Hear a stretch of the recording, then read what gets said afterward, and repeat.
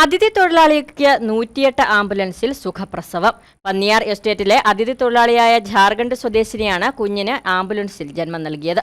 അമ്മയെയും കുഞ്ഞിനെയും നെടുങ്കണ്ടം താലൂക്ക് ആശുപത്രിയിൽ പ്രവേശിപ്പിച്ചു.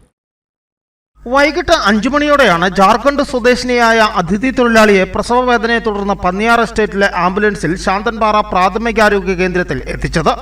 എത്രയും പെട്ടെന്ന് പ്രസവ ചികിത്സ നൽകേണ്ട സാഹചര്യമായതിനാൽ ശാന്തൻപാറ മെഡിക്കൽ ഓഫീസർ ഡോക്ടർ അതുല്യയുടെ നേതൃത്വത്തിൽ 108 ആംബുലൻസിൽ നെടുങ്കണ്ടം താലൂക്ക് ആശുപത്രിയിലേക്ക് എത്തിക്കുന്നതിനിടയിൽ കള്ളിപ്പാറ പിന്നിട്ടതോടെ യുവതി ആംബുലൻസിൽ പ്രസവിച്ചു.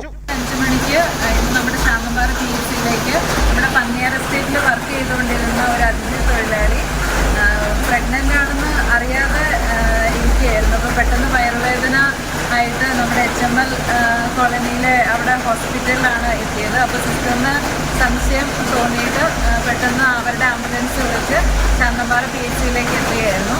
പിന്നെ പെട്ടെന്ന് നമ്മളിവിടെ ആ സമയത്ത് നഴ്സും സ്റ്റാഫുകളും എല്ലാവരും ഉണ്ടായിരുന്നു.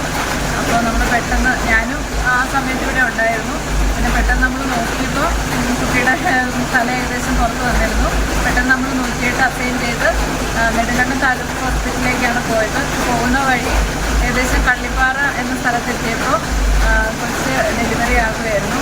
അപ്പോൾ ലേഡി സിസ്റ്ററും ഞങ്ങളെല്ലാവരും കൂടെ അത്യാവശ്യം കുഴപ്പമില്ലാത്ത രീതിയിൽ അത് ഹാൻഡിൽ ചെയ്ത് കുട്ടിയെ ഡെലിവറി ആയി. നെടുങ്കണ്ടം താലൂക്ക് ആശുപത്രിയിൽ ഞങ്ങൾ എത്തിച്ചു.